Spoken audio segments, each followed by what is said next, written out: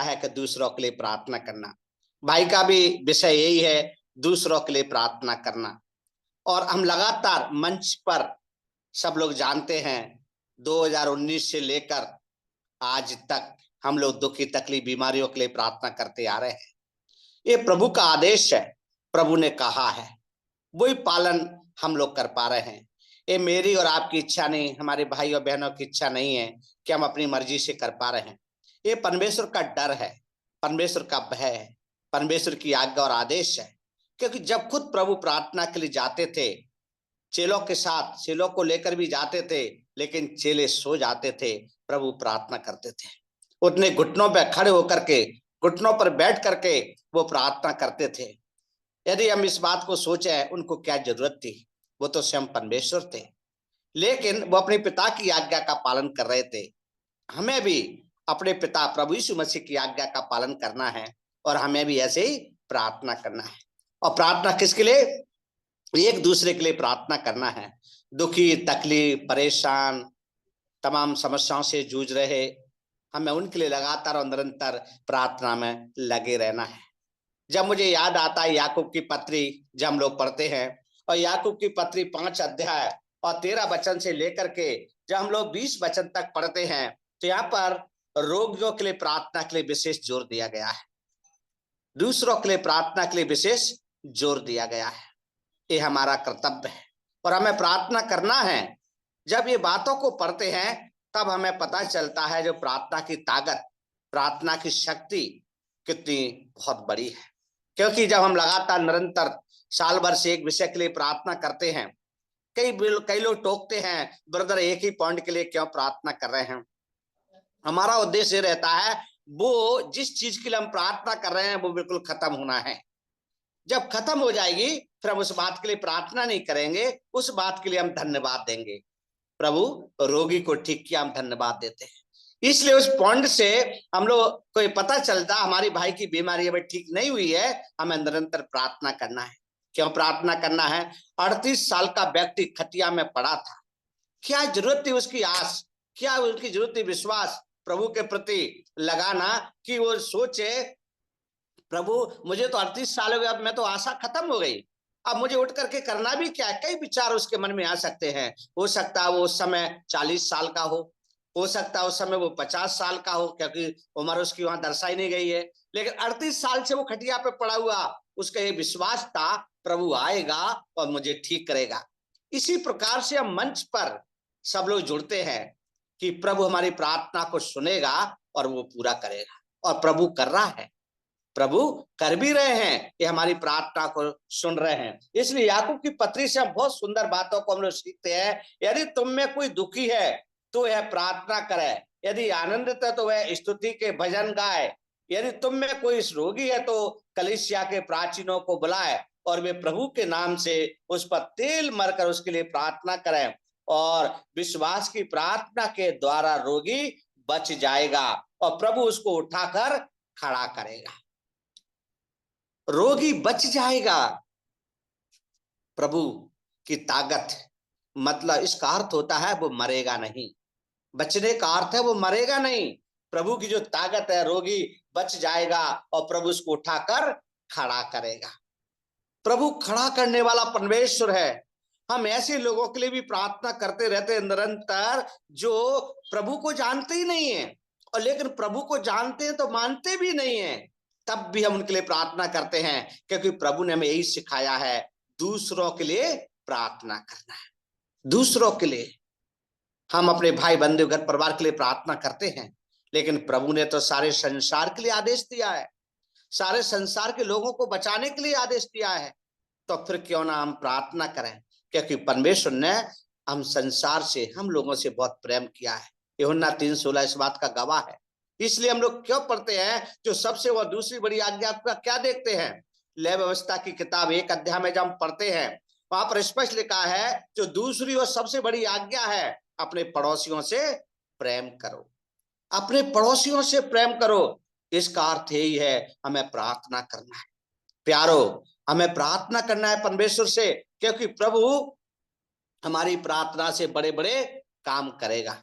प्रभु ने यह भी कहा, यदि तुम चुप हो जाओगे तो पत्थर चिल्ला उठेंगे। इसलिए प्यारो हमें प्रार्थना में कमी नहीं करना है। याकूब की पत्री स्पष्ट हमें बताती है। और हम लोग क्या देखते हैं, जब 5 अध्याय 17 वचन में, एलिया भी तो हमारे समान दुख सुख भोगी मनुष्य था और उसने गिड़गिड़ा कर प्रार्थना की कि मेघ ना बरसे, और 3.5 वर्ष तक भूमि पर मेघ नहीं बरसा। दुख सुख भोगी था, किसकी तरह? मेरी और आपकी तरह। वो भी एक इंसान था, वो भी परमेश्वर का बेटा था, परमेश्वर को चुना। हम लोग भी परमेश्वर के बेटा और बेटी है, परमेश्वर ने हमको चुना है। इसलिए हम प्रार्थना करना है, प्रार्थना करना है जिस चीज के लिए परमेश्वर हमारी प्रार्थना को सुनेगा। इसलिए आज का जो हमारा विषय है, मुख्य टॉपिक है, यही है दूसरों के लिए प्रार्थना करना। इसमें हम देखते हैं प्रार्थना का जो मतलब है, प्रार्थना का जो अर्थ है, प्रार्थना यीशु से बातचीत करना है, प्रभु से बातचीत करना है। यह उत्तर वेस्ट मिनिस्टर के विद्यार्थी ने संडे स्कूल में ये दिया था। ये संदेश उन्होंने दिया था, वो विद्यार्थी था वेस्ट मिनिस्टर। तो वहां पर देखते हैं कि प्रार्थना सभी वस्तुओं के प्रति अपनी अभिलाषाओं को जो आवश्यक और विधि सम्मत हो, दीनता और नम्र विश्वास के साथ परमेश्वर के सम्मुख प्रस्तुत करना है कि वे हमको अपने प्रभु और उद्धारकर्ता यीशु क्रिस्ट के माध्यम से उपलब्ध हो जाएगी। प्यारो, ये बात को हम लोग देखते हैं, एक विद्यार्थी इस बात को बता रहा है और वो लिख भी रहा है, वेस्ट मिनिस्टर उसका नाम है, और वो कह रहा है प्रार्थना सभी वस्तुओं के प्रति अपनी अभिलाषाओं को जो संडे स्कूल में उन्होंने दिया था, कि प्रार्थना सभी वस्तुओं के प्रति अपनी अभिलाषाओं को जो आवश्यक और विधि सम्मत हो, दीनता और नम्र विश्वास के साथ परमेश्वर के सम्मुख प्रस्तुत करना है, प्रस्तुत करना है। हमको अपने प्रभु और उद्धारकर्ता यीशु ख्रिस्ट के माध्यम से उपलब्ध हो जाएगी। प्यारो, इसलिए हम लोग प्रार्थना करते हैं। आज भी हमारे भाई और बहन ऐसे हैं जो खड़े नहीं हो पाते हैं और चल नहीं सकते हैं, अपने में कुछ काम नहीं कर पाते हैं। हम उनके लिए निरंतर प्रार्थना कर रहे हैं और वो हमारा विश्वास भी है, हम विश्वास से प्रार्थना कर रहे हैं कि वो खड़े हो जाएंगे, खड़े होंगे, क्योंकि हमारा विश्वास है। प्रभु हमारे विश्वास को कमजोर नहीं करता है, उसको बढ़ाने वाला परमेश्वर है। इसलिए जहां पर हम लोग देखते हैं, एक डॉक्टर लिखता है, उसका नाम है H.W. फास्ट। प्रार्थना मनुष्य की आत्मा का परमेश्वर के साथ वार्तालाप है। एक डॉक्टर लिख रहा है इस बात को भी, और वो कह रहा है, डॉक्टर H.W. फास्ट, प्रार्थना मनुष्य की आवश्यकता का परमेश्वर के साथ वार्तालाप है। प्रार्थना में कम से कम 4 भाग अवश्य होना चाहिए। 4 भाग। प्यारो, यदि आपके पास नोटबुक है, पेंसिल, आप लिख सकते हैं, इस बात को लिखना भी है। बहुत सुंदर विशेष अध्ययन है जिसको आज हम लोग कर रहे हैं, वो है प्रार्थना। प्रार्थना ही हमारा जीवन है। इसलिए 4 बातें हैं, और 4 बातें हमें बताती हैं ACTS। ACTS इस शब्द यहां पर आता है। ए का मतलब होता है एडोरेशन। एडोरेशन मतलब आराधना। आराधना आत्मा से परमेश्वर की स्तुति और उपासना करना है। आराधना, ये बात को यहाँ पर हम लोग पढ़ते हैं। भजन 95 का 6 में हम लोग पढ़ सकते हैं। यदि कोई भाई और बहन यदि मेरे साथ हैं, वचन को सुन रहे हैं, तो भजन 95 का 6 हम पढ़ सकते हैं।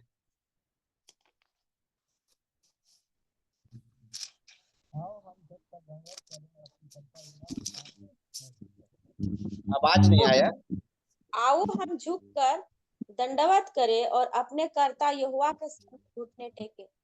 देखो कितना सुंदर विषय हम यहाँ पर पढ़ रहे हैं। तो ये परमेश्वर का वचन हमें बता रहा है, और हम पढ़ते हैं, आओ हम झुककर दंडवत करें और अपने कर्ता यहोवा के सामने घुटने टेकें। प्रभु ने वही किया, प्रभु ने घुटने टेके और प्रार्थना किया। क्यों हम आज रो रो के प्रार्थना करते हैं? अक्सर मैं याद करता हूं, जब हम लोग बैठते हैं परिवार के साथ, बहन अंजू को याद करते हैं। जब अंजू प्रार्थना करती है, वो दर्द, वो चिंता, वो प्रभु के प्रति भूख प्यास वहां पर पूरा दिखाई देता है। लगन, एक इच्छाएं, और वो जानती है कि प्रभु पूरा करेगा, इसलिए हर शब्द पे आंसू टपकते हैं। वो आंसुओं को हमने देखा है, वो शब्द को हमने सुना है। इसलिए यहाँ पर देखते हैं एडोरेशन। एडोरेशन मतलब आराधना। क्या देखते हैं? आत्मा से परमेश्वर की स्तुति और उपासना करना है। और भजन 95 का 6 ये बात हमें बता रहा है, आओ आओ। यहाँ पर दाऊद कह रहा है आओ, भजनकार कह रहा आओ। काय के लिए आना है? टाइम पास करने के लिए नहीं, किसी को खुश करने के लिए नहीं, किसी को बहलाने के लिए नहीं। आओ प्रभु से प्रार्थना करें। इसलिए हम लोग प्रार्थना करते हैं। प्रार्थना का उद्देश्य यही है, प्रभु से मांगना है। इसलिए हम जो पढ़ते हैं, ए का मतलब एडोरेशन, और सी का मतलब होता है कन्फेशन। कन्फेशन मतलब पाप अंगीकार करना। पाप अंगीकार करना, प्रत्येक ज्ञात पाप से पश्चाताप करना है। और भजन 32 का 5 में हम पढ़ते हैं पाप अंगीकार करना। भजन 32 का 5 पढ़ेंगे बहन। जब मैंने अपना पाप तुझ पर प्रकट किया और अपना अधर्म ना छिपाया और कहा मैं यहोवा के सामने अपने अपराधों को मान लूंगा, तब तूने मेरे धर्म और पाप को क्षमा कर दिया। देखो यहाँ पर हम लोग पढ़ते हैं दाऊद का जो भजन है, और वो जानता है इस बात को, इसलिए वो कह रहा है जब मैंने अपना पाप तुझ पर प्रकट किया और अपना अधर्म ना छिपाया और कहा मैं यहोवा के सामने अपने अपराधों को मान लूंगा। प्यारो, हम तो प्रभु के सामने भी छिपाने की कोशिश करते हैं। क्या प्रभु जानता नहीं है? प्रभु सब कुछ जानने वाला परमेश्वर है। मैं भले हूं छिपा लूं अपने बच्चों से, अपनी पत्नी से, अपने परिवार से, अपने लोगों से, कलीसिया से छिपा लूं, लेकिन परमेश्वर से नहीं छिपा सकते। लेकिन लोग फिर भी परमेश्वर से छिपाने की कोशिश करते हैं। तब दाऊद यहाँ पर कह रहा है, वो स्पष्ट करके दे रहा है, जब मैंने अपना पाप तुझ पर प्रकट किया और अपना अधर्म ना छिपाया, सारी बातें खुलकर बता दिया, सारी बातों को प्रकट किया।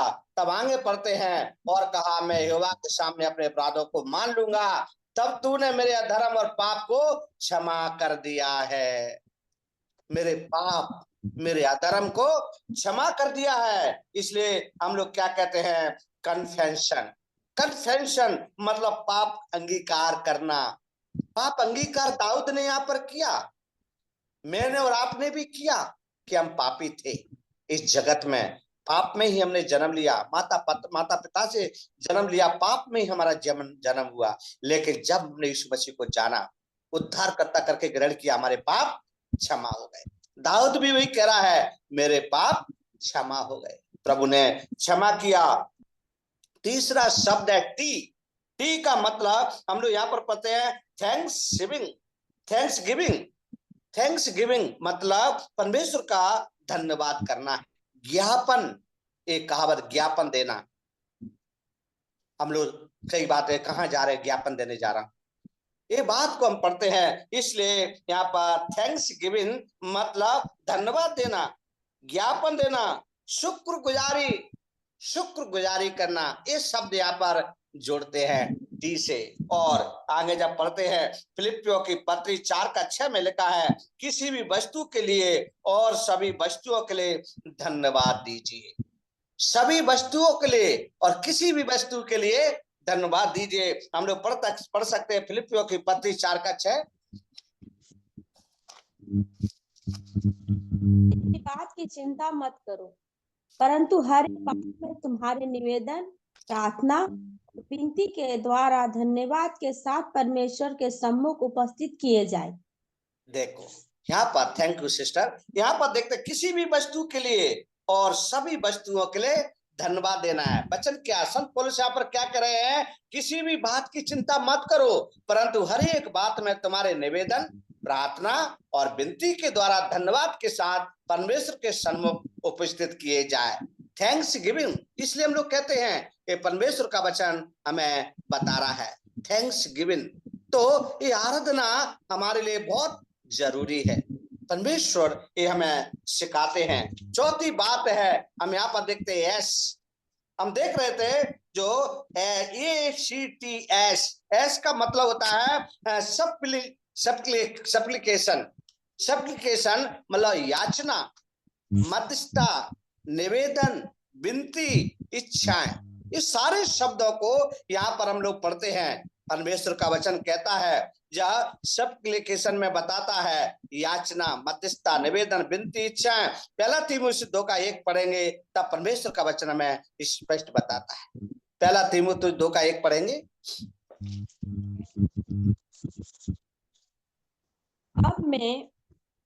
अब मैं सबसे पहले यह उपदेश देता हूँ, विनती और प्रार्थना और निवेदन और धन्यवाद सब मनुष्यों के लिए किए जाए।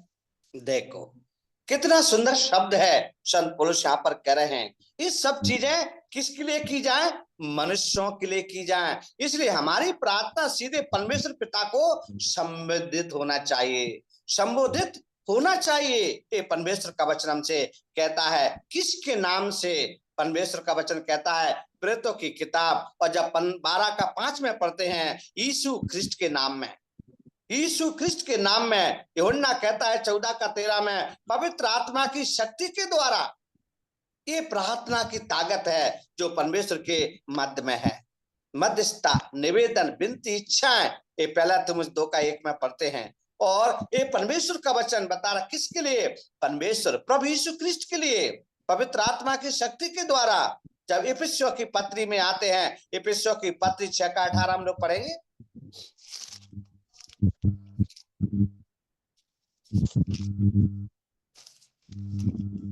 और हर समय और हर प्रकार से आत्मा में प्रार्थना और विनती करते रहो और जागते रहो कि सब पवित्र लोगों के लिए लगातार विनती किया करो। देखो, जागते रहो सबके लिए। प्रभु ने यहाँ मेरा नाम, दीपू का नाम, अंजू सिस्टर का नाम नहीं जोड़ा है, दिनोस का नाम नहीं जोड़ा है, राहुल का, किसी का नाम नहीं, सबके लिए। हम लोग ध्यान से परमेश्वर को वचन को पढ़ते हैं, हमें पता चलता है हर समय और हर प्रकार से आत्मा में प्रार्थना और विनती करते रहो, और इसीलिए जागते रहो कि सब पवित्र लोगों के लगातार विनती किया करो। सब पवित्र लोगों के लिए। हम पवित्र लोग हैं, पहले नहीं थे, लेकिन अब प्रभु के बेटा बेटी हैं, तो जैसे प्रभु चाहता है वैसे प्रभु में बनाने की ओर है, परमेश्वर लगे हुए हैं। इसलिए परमेश्वर का वचन हमें बताता है, ये चार जो मेन बात थी वो हम लोग यहाँ पर पढ़ रहे थे। ये जो ये को हम देख रहे थे, एडोरेशन, सी मतलब कन्फेशन जो हम लोग देख रहे थे, टी यहाँ पर देख रहे थे थैंक्स गिविंग, और आखिरी में एस सप्लिकेशन। और अब हमारा मेन जो मुख्य संदेश है अब शुरू होता है। अभी तक हम लोग प्रस्तावना में इस सब बातों को देख रहे थे। नंबर 1, परमेश्वर का वचन कहता है, नंबर 1, प्रार्थना कहाँ करें? प्रार्थना कहाँ करें? ये जब परमेश्वर की वचन में पढ़ते हैं, सर्वपत्र, जब पहला तीमुथियुस 2:8 में पढ़ते हैं, सो मैं चाहता हूं कि हर जगह प्रार्थना किया करें। कोई स्पेशल जगह नहीं यहाँ पर प्यारो, परमेश्वर ने खुद कहा।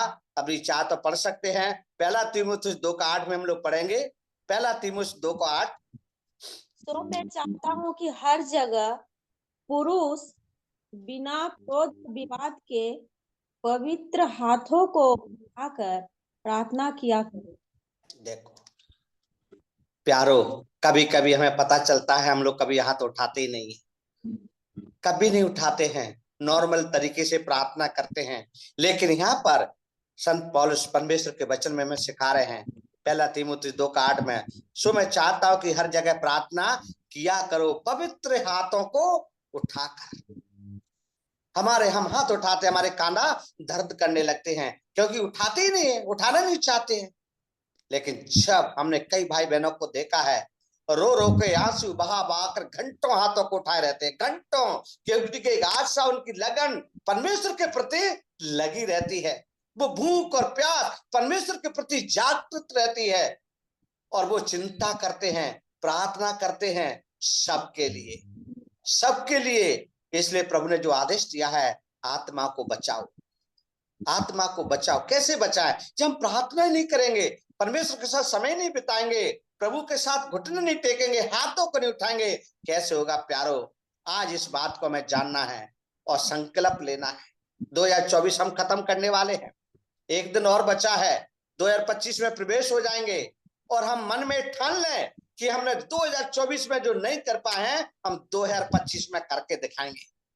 अपनी ताकत से नहीं, अपने बल से नहीं, बुद्धि से नहीं, परमेश्वर की ओर से। कैसे? प्रार्थना के द्वारा।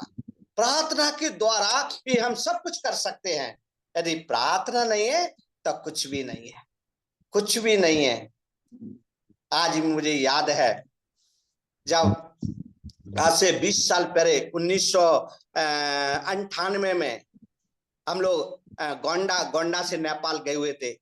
और उस समय इतना हमें ज्ञान भी नहीं था। सिर्फ हम लोग बाइबल कॉलेज में गोंडा में गए हुए थे, उत्तर प्रदेश में। और वहां से कुछ ही कोसों दूर नेपाल लगा हुआ था।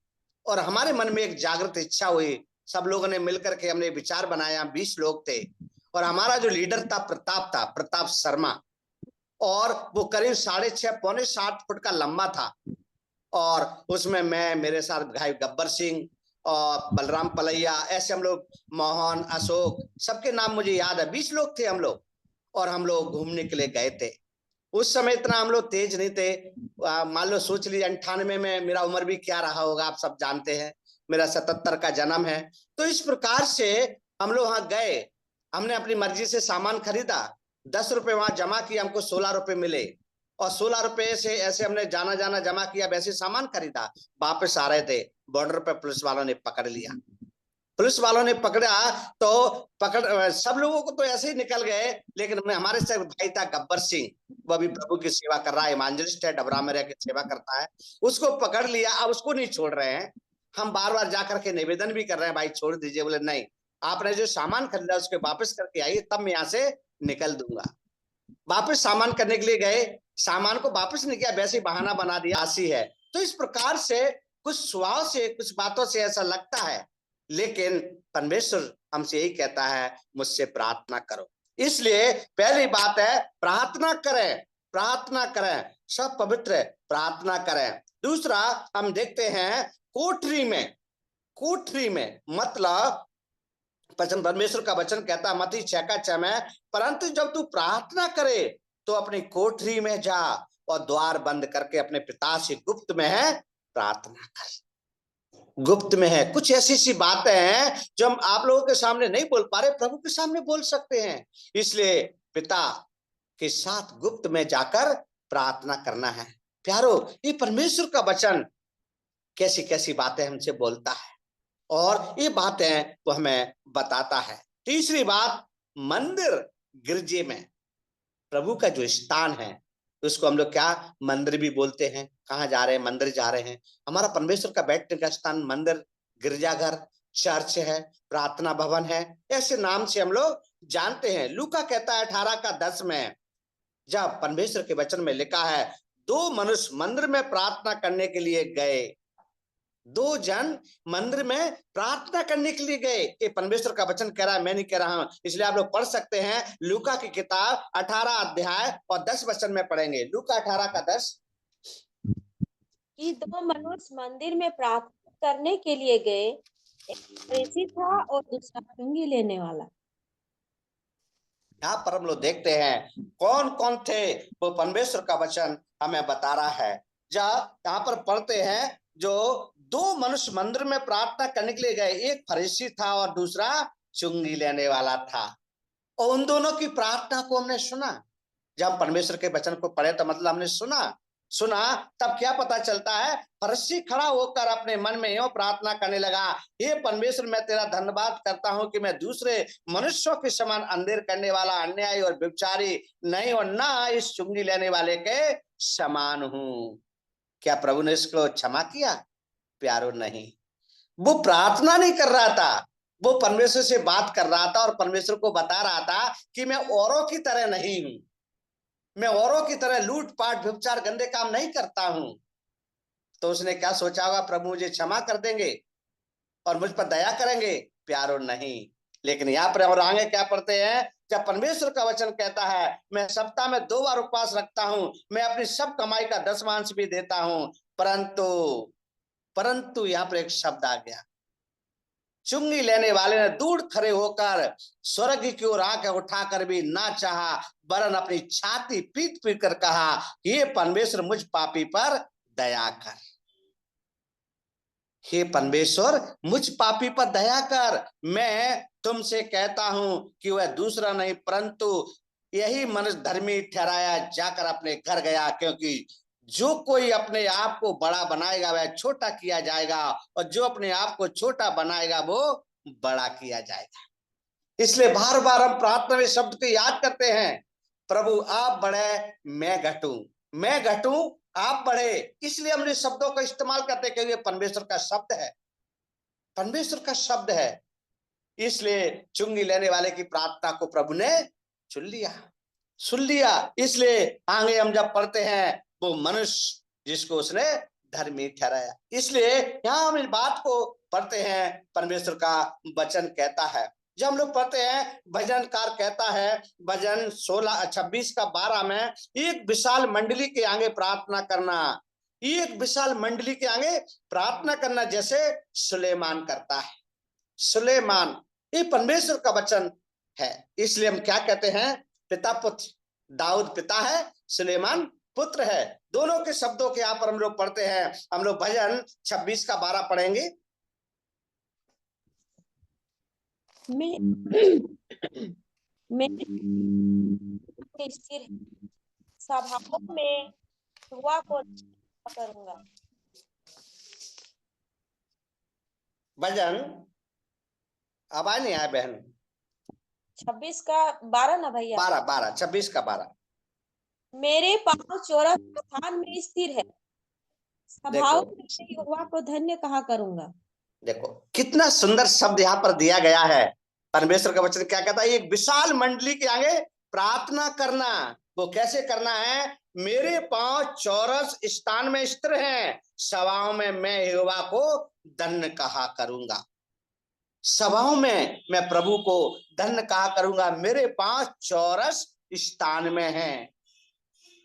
देखो परमेश्वर एक कितनी बड़ी बात हमसे बोलते हैं। जब पहला राजा 8:22 से 53 वचन में जब पढ़ते हैं तो यहाँ पर लिखा है, निजी प्रार्थना गुप्त स्थानों में की जानी चाहिए। निजी प्रार्थना गुप्त स्थानों में की जानी चाहिए। गुप्त प्रार्थना क्या, यहाँ पर हम लोग देखते हैं।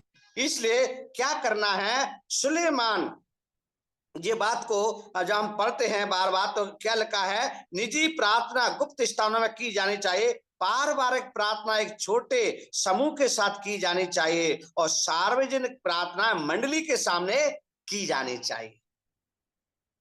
यहां पर भी 4 बातों को बताया जा रहा है, निजी प्रार्थना, पारिवारिक प्रार्थना, छोटे समूह की प्रार्थना और सार्वजनिक ये करना है। तो ये बातों को हम लोग देखते हैं, ये परमेश्वर का वचन हमें सिखाता है। पहली बात, प्रार्थना कहाँ करना चाहिए, वो बात को यहाँ पर हम लोग सुन रहे थे, वो बात को हम लोग यहाँ पर सुन रहे थे। परमेश्वर का वचन हमें बता रहा था। तो ये परमेश्वर का वचन है, सिखाते रहें और हम सीखते रहें। पहली बात, प्रार्थना कहाँ करना चाहिए। दूसरी बात में भी हम देखते हैं, प्रार्थना कब करें। प्रार्थना कब करें, सदा। प्रभु की प्रार्थना के लिए कोई समय और टाइम नहीं है, सदा प्रार्थना करें। कैसे करें, लूका 18:1 में हम लोग पढ़ेंगे, नित्य प्रार्थना करना और याद ना छोड़ना चाहिए। करते रहना है, प्रार्थना करते रहना है। जब परसों हम लोग प्रोफर इंडिया में जुड़े हुए थे, सुबह सुबह जब संदेश दिया जा रहा था, एक बात को वहां पर बोला गया, मनमोहन सिंह देश का प्रधानमंत्री था और उन्होंने यीशु मसीह को ग्रहण नहीं किया, अब वो मर गया, अब वो कहां जाएगा, नरक में जाएगा। इसलिए हमारा कर्तव्य कोई नरक ना जाए उसके लिए हमें क्या करना है, प्रार्थना करना है। और उसको सहयोगी भी कहां जाएंगे, वो भी नरक में जाएंगे, चाहे वो कितना बड़ा आदमी बना रहे, देश का राष्ट्रपति हो, प्रधानमंत्री हो, मुख्यमंत्री हो, कोई भी क्यों ना बना रहे, लेकिन जो भी प्रभु पर भरोसा करेगा वही स्वर्ग जाएगा, उद्धार पाए हुआ व्यक्ति स्वर्ग जाएगा। इसलिए लेकिन हम यहाँ पर क्या करते हैं, सदा सब बातों के लिए प्रार्थना करना, नित्य प्रार्थना करना, याद ना छोड़ना चाहिए। पहला थिस्सलुनीकि कहता है 5:17 में, निरंतर प्रार्थना में लगे रहो। निरंतर प्रार्थना में लगे रहो, ये परमेश्वर का वचन हमें सिखाता है। इसका मतलब ये नहीं है हम सो के प्रार्थना करें, रुक रुक के प्रार्थना करें, मन में आ गई तो प्रार्थना करें, इच्छा हो गई तो प्रार्थना करें, कोई बोझ नहीं, कोई दर्शन नहीं, जब जैसे मन में आ गया वही कर लो। नहीं प्यारो, परमेश्वर का वचन हमारे मन में इच्छाएं जगाता है। खुद वो परमेश्वर हमसे कह रहा है, क्या कह रहा है जब पढ़ते हैं, निरंतर प्रार्थना में लगे रहो। ये बात हम लोग पहला थिस्सलुनी 5:17 में पढ़ते हैं, निरंतर प्रार्थना में लगे रहो। इसलिए तो याकूब कह रहा है, याकूब बार बार कह रहा है, रोगियों के लिए प्रार्थना करते रहो, बीमारियों के लिए प्रार्थना करते रहो, आत्माओं के लिए प्रार्थना करते रहो, उन्हें बचाने के लिए प्रार्थना में लगे रहो। इसलिए यहाँ पर देखते हैं दूसरी बात, प्रार्थना कब करें, दूसरी बात प्राप्त काल, सुबह सुबह भजनकार कहता है 5:3 में, हे यहोवा परमेश्वर, भोर को मेरी वाणी तुझे सुनाई देगी, मैं भोर को प्रार्थना करके तेरी बाट जोहूंगा। प्यारो, रोज जब हम लोग प्रॉपर इंडिया में जुड़ते हैं, अंजी सिस्टर भी जुड़ी हैं, मैंने देखा है, लेकिन आप लोग, मैं बता दूं आप लोगों को, जितने भी वहां पर जो चेहरे चमकते हैं, जितने भी वीडियो खोल के बैठते हैं, सब लोग 60 साल के ऊपर के हैं, 60 साल के ऊपर के हैं। उनका जो विश्वास, उनका जो भरोसा, उनका लगन, जो भूख और प्यास, परमेश्वर के प्रति कितनी चाहत उनमें लगी रहती है। जब पौलुस की वाणी को सुनते हैं, पौलुस की सेवकाई को देखते हैं, पौलुस जेल में होकर के अपने कार्य को करता है, प्रभु के कार्य को करता है, वो बूढ़ा होकर के भी रुकता नहीं है, बूढ़ा होने पर भी परमेश्वर के वचन को बांटता रहता है, बूढ़ा। इसलिए यहां पर वे बात को पढ़ते हैं, प्राप्त काल, पहली बात में सदा, दूसरी बात में प्राप्त काल, भोर भोर भोर कोई हमें परमेश्वर के सन्मुख में आना है, और उनके चेहरे चमकते रहते हैं। कई ऐसे अंकल हैं 80 साल के ऊपर के हैं, लेकिन वो सुबह उठ के मंच पर बैठकर चेहरे को दिखाते हैं, वीडियो खोलते हैं। लेकिन जो 50 के नीचे के हैं, वो लोग चेहरे को नहीं खोलते, वीडियो को नहीं खोलते हैं। आवाजें तो आती हैं, सुनते हैं, प्रार्थना करते हैं, लेकिन वीडियो नहीं खोलते। इसका मतलब कहाँ होंगे? रजाई में भी हो सकते हैं, बेड पर भी हो सकते हैं, कुर्सी पर भी हो, कहीं भी हो सकते हैं, लेकिन बाकी इतने उम्र के लोग हैं वो हमें दिखाई देते। प्राप्त काल, प्राप्त काल प्रार्थना करना है, सुबह भोर को उठते ही प्रार्थना करना है। भजनकार कहता है 5:3 में, हे यहोवा, भोर मेरी वाणी तुझे सुनाई देगी, मैं भोर को प्रार्थना करके तेरी बाट जोऊंगा। इसका अर्थ हम सब जानते हैं, हम किसी का इंतजार करते हैं तब बाट जोते हैं। इसका मतलब हमें किसका इंतजार है? प्रभु का इंतजार है। प्रभु ने वायदा किया है, मैं तुम्हें लेने आऊंगा। कब आ जाए हमें पता नहीं है, वो पलक झपकते ही वो आ जाएगा। ये परमेश्वर का वचन हमसे बताता है, पलक झपकते ही। इसलिए 10 कुंवारियों का उदाहरण देते हैं बार बार। 5 कुंवारियां चली जाती हैं दुल्हन बन के दूल्हा के साथ, लेकिन 5 कुंवारियां रह जाती हैं। वो रोती हैं, चिल्लाती हैं, चिंताएं करती हैं। क्यों? क्योंकि वो तैयार नहीं थी। प्यारो, मुझे आपको इसलिए प्रार्थना करते रहना है, प्राप्त काल भी प्रार्थना करना है, रोज सुबह उठ के प्रार्थना करना है, घुटने पर खड़े होकर प्रभु से मांगना है, जो भी मन में इच्छा है प्रभु को बताना है। अकेले हो बता सकते हो, अकेले हो बता सकते हैं। इसलिए वो कहता है सदा करना है, प्राप्त काल करना है। तीसरी बात वो कहता है दोपहर और संध्या को करना है, दोपहर और संध्या को करना है। हमारा मंच चलाया जा रहा है हमारे प्रिय सर अंकल जी के द्वारा, कितना सुंदर मंच है। रोज शाम को हम मिलते हैं, रोज सुबह प्रॉपर इंडिया में मिलते हैं, सुबह शाम दोपहर हम प्रभु के साथ संगति करते रहते हैं। हर पल हर समय हम प्रभु के नाम को अपने जुबान पर लाते हैं। प्रभु यही चाहता है। इसलिए दोपहर और संध्या को, भजनकार कहता है 55:17 में, सांझ को और भोर को, दोपहर को और तीनों पहर में दुआई दूंगा और कराता रहूंगा और मेरा शब्द सुन लेगा। मैं रुकूंगा नहीं, मैं सुबह दोपहर शाम को परमेश्वर से बात करता रहूंगा, कराता रहूंगा, मैं रुकूंगा नहीं। ये बात हमने दानियल के जीवन से भी सीखा है। प्यारो, दानियल से स्पष्ट हो गया, दानियल के द्वारा हमने जाना वो प्रार्थना की ताकत, वो प्रार्थना की हिम्मत, वो हमने देखी है। जो शेर महीनों से भूखा हो, 10-15 दिन से भूखा हो, और उसके सामने हड्डी को डाल दें, मांस को डाल दें, किसी पुरुष या स्त्री या किसी को डाल दें, ऐसे चबा जाएंगे जिसका कोई पता आता भी नहीं रहेगा। वो पहले निगल जाएगा, चबाएगा बाद में, क्योंकि वो भूखा और प्यासा। लेकिन दानियल की ताकत प्रार्थना की ताकत थी। दानियल का विश्वास प्रार्थना पर विश्वास था। वो जानता था मेरे परमेश्वर मुझे बचाएगा, इसलिए वो सुबह, दोपहर और शाम को प्रार्थना करता था। प्रभु के सामने बंद कोठरी में घुटने टेक कर मांगता था। राजा ने शेरों की माद में डलवा दिया, शेर उसको खा नहीं सके, उनके मुंह को बंद करवा दिया, बंद कर दिया। कितनी बड़ी बात है। ये शब्द यदि बड़ी मीटिंग में बोलते तो तालियां इतनी बजती, इतनी गूंज हो जाती, कान भी बुझ हो जाते। इतना बड़ा कार्य प्रभु ने किया है प्यारो, मेरे भाई और बहनों। इसलिए वो कहता है दोपहर और संध्या को प्रार्थना करना, तीनों पहर प्रार्थना करना। जब हम पढ़ते हैं प्रतिदिन, चौथी बात प्रार्थना कब करना, उसकी चौथी बात प्रतिदिन। भजन संगीता कहता है 86:3 में लिखा है, हे प्रभु मुझ पर अनुग्रह कर, क्योंकि मैं तुझी को लगातार पुकारता रहूंगा। तुझी को मैं पुकारता रहूंगा, हे प्रभु मुझ पर अनुग्रह कर, क्योंकि मैं तुझी को लगातार पुकारता रहूंगा। दाऊद यहाँ पर कह रहा है, ये बात को हम लोग पढ़ते हैं भजनकार में, हमारा जो परमेश्वर के प्रति लगन, भूख और प्यास प्रार्थना की होना है, ना कि प्रभु मुझे इतना धन मिल जाए, प्रभु मुझे इतना सोना मिल जाए, प्रभु मुझे इतना ये मिल जाए, वो मिल जाए, ये नहीं। हमारे मध्य प्रदेश में 3-4 दिन से एक बहुत मीडिया में बात चल रही है। एक सौरभ शर्मा है, भोपाल का रहने वाला है, एक छोटा सा कर्मचारी, एक बाबू था रोडवेज में। जब उसके पास धन को पकड़ा गया, जांच की गई, तो 52 किलो सोना, 2.5 क्विंटल चांदी, खुद मशीन को गिनने वाली मशीनें, 7 मशीनें उसके घर में मिली। दुबई में 150 करोड़ का बंगला, भारत में कई बंगले, ग्वालियर में भी संपत्ति हमारे पास में है, 70 किलोमीटर है। अब वो भागता फिर रहा है, अपनी जान बचाने के लिए भागता फिर रहा है कि मुझे जेल ना जाना पड़े। दुबई से इंडिया में कोई याचिका लगा रहा है कि मेरी जमानत हो जाए, लेकिन नहीं हो रही है। प्यारो, ऐसी प्रार्थना नहीं करना हमको।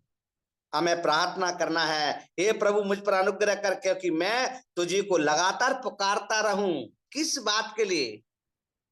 हमें गलत काम के लिए नहीं, धन कमाने के लिए नहीं, इच्छाएं पूरा करने के लिए नहीं, हमें करना है दूसरों के लिए। इसलिए प्रभु ने सबसे बड़ी आज्ञा क्या दी है व्यवस्था में? अपने पड़ोसियों से प्रेम करना है। हम लोग सब बातों को भूल करके पारिवारिक चीजों में उलझे रहते हैं, बच्चों में, परिवार में, रिश्तेदारों में उलझे रहते हैं। प्रभु के लिए समय नहीं है, अपने घर के कामों में व्यस्त बने रहते हैं, प्रभु के लिए समय नहीं है। इसलिए बात को जानना है, और 2024 में ये बात को हमें भुलाना है कि अब हमने जो गलतियां 2024 में की हैं, 2025 में हमसे ना हो प्यारो। लगातार प्रार्थना करते रहें। सर्वत्र कोठरी में कब प्रार्थना करें? हम लोग जानते हैं, सदा, प्राप्त काल, दोपहर, प्रतिदिन हमें प्रार्थना करना है, और दिन और रात प्रार्थना करना है। 5वीं बात है, प्रार्थना कब करें? दिन और रात प्रार्थना करते रहना है। भजनकार कहता है 88:1 में लिखा है, हे मेरे उद्धारकर्ता परमेश्वर, हे मेरे उद्धारकर्ता परमेश्वर, हे वाह, मैं दिन को और रात को तेरे आगे चिल्लाता आया हूं, चिल्लाता आया हूं। हम तो मुंह नहीं खोलते हैं, हम तो ऐसी आवाज बोलते हैं कि किसी को सुनाई भी ना पड़े। प्रार्थना करने में शर्माते हैं। कलीसिया में बोला जाता है प्रार्थना करो, तो बोलते नहीं है। लेकिन यहाँ पर दाऊद क्या कह रहा है? दिन और रात, 88:1 में लिखा है, हे मेरे उद्धारकर्ता परमेश्वर, हे वाह, मैं दिन को और रात को तेरे आगे चिल्लाते आया हूं, चिल्लाता आया हूं। इसका मतलब हम जानते हैं प्रार्थना की जो ताकत है, प्रार्थना के लिए जोर दिया जाता है। दानियल के जीवन में बार बार हम वही बात को फिर देखते हैं। प्रतिदिन 3 बार प्रार्थना किया करता था। दानियल 6 का 10 में हम लोग पढ़ते हैं, दिन रात प्रार्थना करता रहता था। और परमेश्वर का वचन कहता है, तीसरी बात, हमारे पास 10 मिनट बचे हैं, पूरा अध्याय नहीं हो पाएगा, लेकिन और भी हम तीसरी बात, पहली बात हम क्या सीख रहे थे, प्रार्थना कहाँ करना है, उसके हम 3 पॉइंटों को देख रहे थे, सप्रत्र, कोठरी में, मंदिर और गिरजे में। दूसरी बात, प्रार्थना कब करें, सदा करना है, प्रातः काल करना है, दोपहर और संध्या को, प्रतिदिन और दिन और रात करना है। तीसरी बात है प्रार्थना के विषय, प्रार्थना के विषय। इसलिए तो कोई 1 मिनट में प्रार्थना को खत्म कर देता है, क्योंकि विषय ही नहीं है। कई लोग प्रार्थना के शब्द मुंह से निकलते ही नहीं है, क्योंकि कोई जानते ही नहीं है। कई लोग घंटों घंटों प्रार्थना करते हैं, क्योंकि वो जानते हैं भूख और प्यास क्या होती है, दूसरों के बारे में, खुद के बारे में, सेवकाई के बारे में वो घंटों घंटों करते हैं। ये परमेश्वर का वचन क्या कहता है, प्रार्थना के विषय। इसलिए विषय होना बहुत जरूरी है प्यारो, विषय नहीं है हम प्रार्थना नहीं कर पाएंगे। हम रोज प्रॉपर इंडिया में जुड़ते हैं, पूरा विषय डला हुआ है, किन किन के लिए प्रार्थना करना है, किन किन के लिए प्रभु से मांगते रहना है, पूरे भारत के लिए वहां पर डला हुआ है, पूरे भारत के लिए, बीमार लोगों के लिए, कैंसर के रोगी हैं, कई मरीज हैं, कई प्रकार के रोगी हैं, घर के लिए, परिवार के लिए, बच्चों के लिए, पढ़ाई के लिए, देश के लिए, सब बातों के लिए वहां पर डला हुआ है। ऐसे एक विषय को लेकर प्रार्थना करना है। वचन क्या कह रहा है, हम पढ़ेंगे मत्ती की किताब 6 अध्याय 9 से 13 में लिखा है, प्रभु की प्रार्थना। प्रभु की प्रार्थना एक विषय है। क्या विषय है, मसीह का दूसरा आगमन, प्रभु की इच्छा, प्रतिदिन की रोटी, क्षमा, मार्गदर्शन, पाप और परीक्षा पर विजय पाना, एक विषय है। इन विषयों को लेकर हमें प्रार्थना करना है, क्योंकि प्रभु का आगमन निकट है।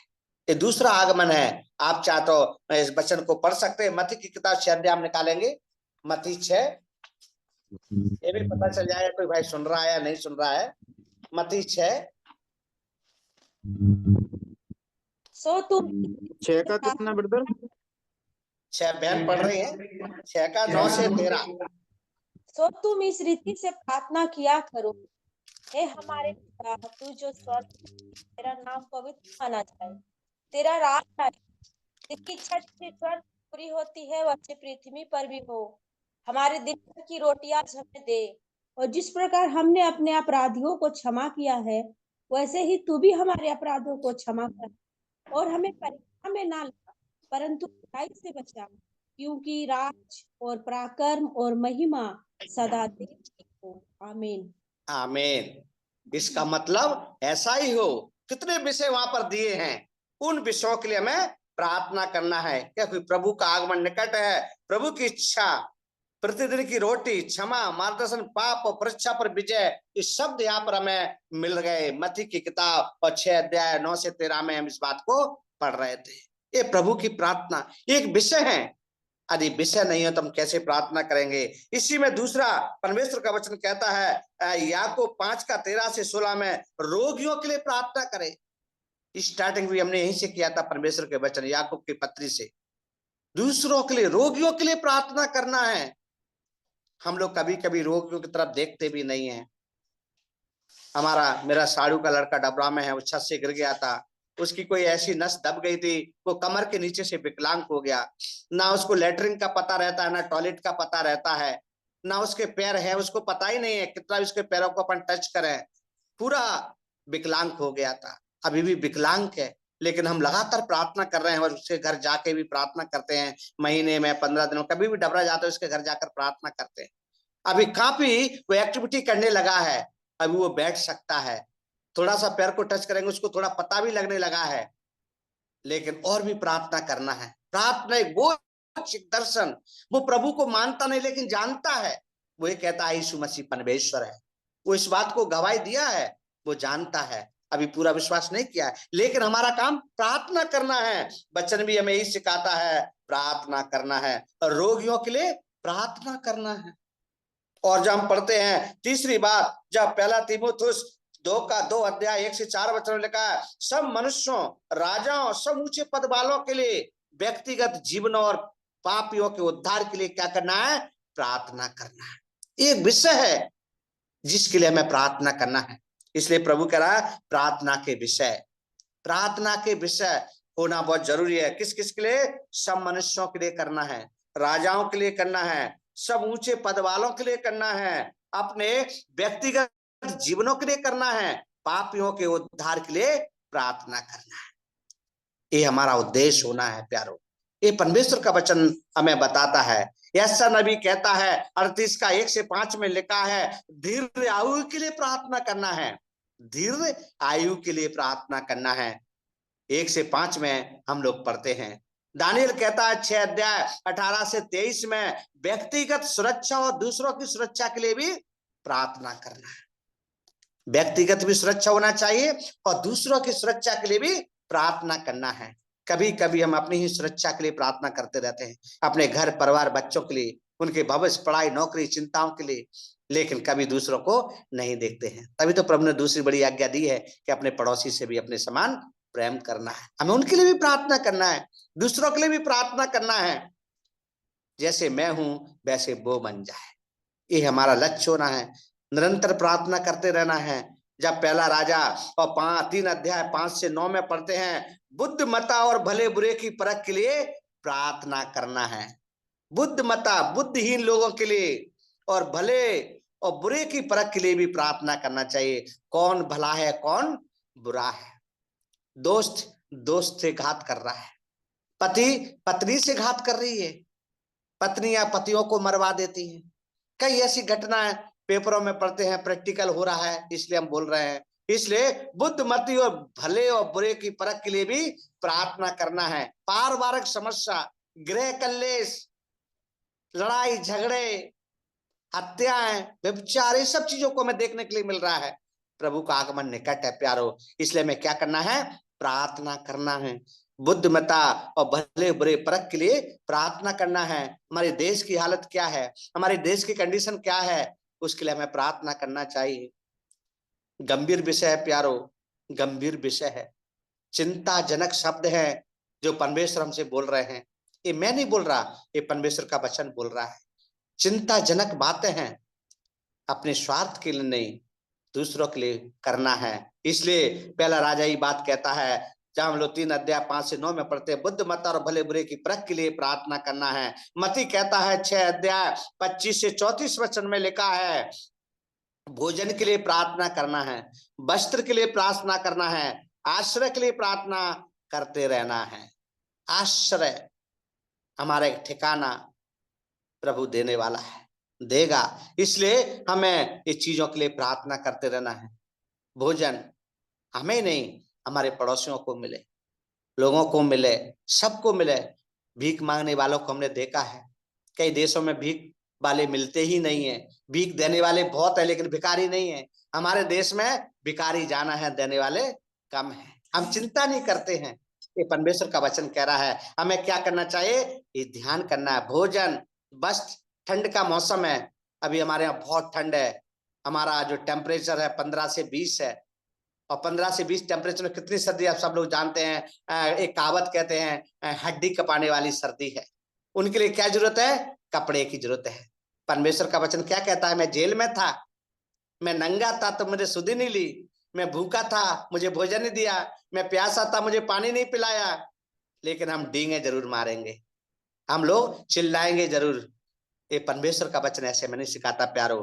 परमेश्वर का वचन हमें ये सिखाता है इन चीजों के लिए प्रार्थना करना है, प्रार्थना करना है। ये प्रार्थना के विषय हैं हमारे जीवन में। और वो कहता है परमेश्वर का वचन कहता है रोमियो की पत्री 1 अध्याय 10 वचन में लिखा है मंगलमय यात्रा के लिए प्रार्थना करना है। मंगलमय यात्रा। आज सुबह जब मैं पेपर पढ़ रहा था मेरे आंख से आंसू आ गए। एक प्लेन क्रैश हो गया, 189 लोग मर गए, 2 लोग बचे हैं, सिर्फ 2 लोग बचे हैं, 189 लोग मरे। कैसे मरे? जो आगे का पहिया है, जो उसमें जो चिपका रहता है उसको नीचे निकालना, उसके एक गियर होता है, वो गियर डाल रहा है, वो गियर चिपक गया। जब संपर्क किया गया तो वो कह रहा है गियर चिपक गया, वो पहिया खुल ही नहीं रहा है, उसको लैंड करना ही पड़ेगा, नहीं करेंगे तो घटना होगा, करेंगे तो भी घटना हुआ। जब उसको नीचे उतारा वो पहिया नहीं खुला, वो जाके तेज रफ्तार में था तो दीवार से जाके टकरा गया और आग लग गई, 189 लोग मर गए। प्यारो, इसलिए मैं मंगलमय यात्रा के लिए भी प्रार्थना करना चाहिए। आप लोग पढ़ेंगे थोड़ा ये वचन परमेश्वर की महिमा के लिए, रोमियो की पत्र 1 अध्याय और 10 वचन में पढ़िए। और नित्य अपनी प्रार्थना में विनती करता हूँ कि किसी रीति से अब भी तुम्हारे पास आने को मेरी यात्रा परमेश्वर की इच्छा से सफल हो। देखो, मेरी यात्रा सफल हो, ये भी बहुत जरूरी है। प्रभु के दास हमेशा घूमते रहते हैं, ये नहीं सोचना वो हवाई जहाज में उड़ रहे हैं, खुशी की बात है, आनंद की बात है। नहीं प्यारो, मुझे और आपको उनके लिए प्रार्थना करना है। मुझे अच्छे से याद है जब बुंदेलखंड एक्सप्रेस का दतिया में एक्सीडेंट हुआ था। झांसी में ड्राइवर ने कह दिया इसका ब्रेक फेल हो गया है, लेकिन वहां का जो इंजीनियर नहीं माना, उसने थोड़ा बहुत ठीक कर दिया, थोड़ा बहुत देखे उसको बोल दिया ठीक है आप जा सकते हो। वो बनारस से ग्वालियर चलती है, उन्होंने ये सोचा ग्वालियर तो जाना है, क्या हो रहा है। जब वो झांसी से गाड़ी चली और उसका ब्रेक फेल हो गया, करारी पे आकर के उसका जो ड्राइवर अटैक में मर गया। काफी वृद्ध था, मुसलमान था, वो अनुभवी था और वो जानता भी था, लेकिन बड़े सीनियर लोगों की बात मानना है। और जब वो गाड़ी लेके आया और वहीं मर गया, तो गाड़ी जब तेज रफ्तार में थी तो स्टेशन मास्टर ने उसको लूप लाइन में डाल दिया। जब लूप लाइन में डाला तो गाड़ी जमीन के अंदर 10 फुट धंसती चली गई, क्योंकि पटरी नहीं है लूप लाइन में, धंसती चली गई। आगे के जो 4 डिब्बे थे वो जनरल डिब्बे थे, यात्रियों के वो एकदम लड्डू बन गए। मैंने अपनी आंखों से देखा है, कई दूर दूर से लोग पानी लेके खाना लेके लोगों के लिए लेके आए, हाथ नहीं है, पैर नहीं है, सिर नहीं है, जेसीबी मशीन से वही गाड़ दिया, आज तक नाम निशान नहीं है। प्यारो, मंगलमय यात्रा के लिए प्रार्थना इसलिए करना है, रोज की घटना हमको सुनने के लिए मिलती है, एक विषय है, प्रार्थना के लिए विषय है। कई लोग कहते हैं मैं क्या प्रार्थना करूं, किसके लिए प्रार्थना करूं, मैं तो कुछ जानता ही नहीं हूं। परमेश्वर का वचन मुझे आपको स्पष्ट करके बता रहा है प्रार्थना इसके लिए करना है। अभी हम देख रहे थे और भी हम लोग देखते हैं, परमेश्वर का वचन हमसे कहता है, कुलिस्सियों की पत्र 1:28 में लिखा है, प्रत्येक मसीहों के लिए प्रार्थना कीजिए कि मसीह यीशु में सिद्ध हो जाए, सिद्ध हो जाए। प्यारो, कई मसीह के नाम पर कलंक है, भीड़ के रूप में भेड़िया हैं। कुछ लोग तो सिर्फ धन कमाने के लिए आए हैं, प्रभु को नहीं, सेवा के लिए नहीं, लेकिन सेवा के नाम से धन कमाने में लगे हुए हैं। कई प्रैक्टिकल है, कई मैं गवाहियां दे सकता हूं, उनके सामने बोल सकता हूं, उनका जीवन ही पैसा है, उनका जीवन ही पैसा है, प्रभु नहीं है। क्योंकि वो ऐसी जगह से आए हैं, वो उनका भूख और प्यास पैसा देखा ही नहीं है, कपड़े देखे ही नहीं है, खाना देखा ही नहीं है, गेहूं क्या होता है पता ही नहीं है, गेहूं की रोटी क्या पता ही नहीं है, लेकिन आज वो भूल जाते हैं और धन कमाने में लगे रहते हैं। इसलिए प्रत्येक मसीह के लिए प्रार्थना कीजिए कि मसीह यीशु में सिद्ध हो जाए। इसलिए परमेश्वर का वचन बोल रहा है, कुलिस्सियों की पत्र 1:28 पढ़ सकते हैं हम लोग, जिसका प्रचार करके हम हर एक मनुष्य को जता देते हैं और सारे ज्ञान से हर एक मनुष्य को सिखाते हैं कि हम हर एक व्यक्ति को मसीह में सिद्ध करके उपस्थित करें। देखो, हम इसके लिए नहीं सिखाते, पूरे गांव में डेक लेकर के, माइक लेकर के, चिल्ला चिल्ला के आइए आइए आइए आइए, बढ़िया 100 से 200 लोग आ गए, बढ़िया फोटो खींच लिया, हो गया काम, होगा प्रचार। उसके बाद चलो कोई बात नहीं, यहाँ तो हंगामा हो रहा है, हुल्लड़ हो रहा है, जहां कोई सुनेगा नहीं हमारी बात को, चलो क्योंकि काम हो गया, किसी को पता ही नहीं चला। ये नहीं, परमेश्वर का वचन कहता प्रत्येक मसीह के लिए प्रार्थना कीजिए कि वह मसीह यीशु में सिद्ध हो जाए, सिद्ध हो जाए। प्रभु के कितने दास लगे हुए हैं इस बात के लिए, प्रभु के दास कितनी मेहनत कर रहे हैं इस बात के लिए। आप लोगों को पता होना चाहिए, प्रभु की सेवका के लिए कुछ जब सेवा के लिए मदद करता है, वो अपने घर में रोटी बनाते हैं, 10 मुट्ठी आटा जब बर्तन में डालते हैं, उसमें से 1 मुट्ठी आटा दूसरे मटके में डालते हैं, रोज ऐसा करते हैं। वो किस लिए कि हम 10 मुट्ठी की बगैर 9 मुट्ठी का खाना खाएंगे, लेकिन 1 मुट्ठी परमेश्वर की सेवकाई के लिए देंगे। ऐसे ही 5 गिलास चावल बनाएंगे, उसमें 5 गिलास निकालेंगे, 1 गिलास फिर वापस लेंगे और दूसरे बर्तन में डाल देंगे, वो प्रभु की सेवकाई के लिए है। 4 गिलास बनाएंगे, लेकिन उनके लिए 5 गिलास की पूर्ति करता है प्यार। ऐसे ही मेरी जेब में 100 रुपए हैं, वो परमेश्वर की सेवकाई के लिए, कई लोग तो 50% दे देते हैं और 10-50% अपने घर के लिए। कॉलगेट वाला तो क्या कर रहा है, 90% प्रभु की सेवकाई के लिए देता है, 10% अपने खाने के लिए, सुख सुविधाओं के लिए रखता है। ये है परमेश्वर का कार्य। इसलिए क्या करना है, प्रत्येक मसीह के लिए प्रार्थना करना है, और उनके लिए प्रार्थना जिन्होंने आपस में, परमेश्वर का वचन कहता है मत्ती, जब हम लोग 5 अध्याय 38 से 48 तक पढ़ते हैं, उनके लिए प्रार्थना की जिन्होंने आपसे छल किया और सताया है। अपने शत्रुओं के लिए प्रार्थना कीजिए। छल छल और कोई नहीं करता है, हमारे अपने ही करते हैं, मसीह भाई लोग करते हैं छल। छल की बात आती है, मैंने अपने जीवन में प्रैक्टिकल में देखा है, मुझसे बहुत लोगों ने छल किया है। छल करते ही रहते हैं, लेकिन मेरा ध्यान वहां नहीं जाता, मेरा ध्यान प्रभु पर है। प्रभु ने मुझे बुलाया है, प्रभु मुझे इस्तेमाल कर रहा है। बस छल करने वाले करता रहेगा, उसका हिसाब उसको देना ही होगा। इसलिए मत्ती 5:38 से 48 में उनके लिए प्रार्थना की जिन्होंने आपसे छल किया और सताया है, और अपने शत्रुओं के लिए प्रार्थना कीजिए, वो मेरा दुश्मन है। छल करने वाला क्या मेरा भाई होगा, मेरा प्रेमी होगा? नहीं प्यारो, छल करने वाला क्या होगा? परमेश्वर का वचन कहता है वो शत्रु होगा, शत्रु होगा। इसलिए काफी लंबा है, समय नहीं है, इसलिए हम नहीं पढ़ सकते। 38 का 48 में हम घर पे पढ़ सकते हैं। ये बात के उनके लिए प्रार्थना जिन्होंने अपने छल किया और सताया, और अपने शत्रुओं के लिए प्रार्थना करना है।